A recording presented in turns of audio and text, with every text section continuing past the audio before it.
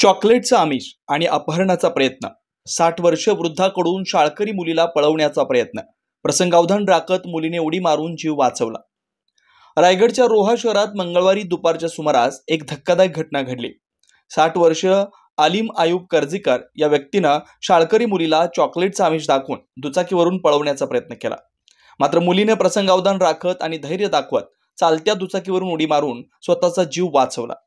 ती किरकोळ जखमी झाली असून तिच्यावर उपचार सुरू आहेत। घटनेचा संपूर्ण तपशील असा आहे की कॉलेज सुटल्यानंतर ही मुलगी रोहा एसटी स्टँड परिसरात उभी असताना आलिम कर्जीकरनं तिला घरी सोडतो असं सांगून दुचाकीवर बसवून घेतलं।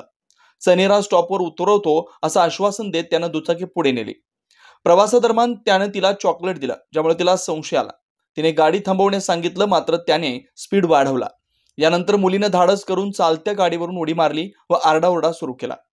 हे पाहून परिसरातील नागरिकांनी धाव घेत आरोपीला पकडलं, चांगला चोप दिला। माहिती मिळताच रोहा पोलिसांनी घटनास्थळी धाव घेतली व आलिम कर्जीकरला अटक केली। त्याच्या विरोधात अपहरणाचा गुन्हा दाखल करण्यात आला।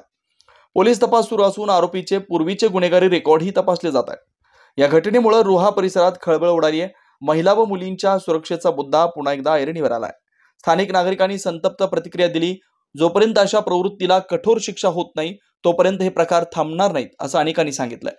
या घटनेत शाळकरी मुलीनं दाखवलेलं प्रसंगावधान व धैर्य अत्यंत कौतुकास्पद आहे। तिच्या सावधानपणामुळे एका संभाव्य गंभीर गुन्ह्याला वेळीच आळा बसलाय।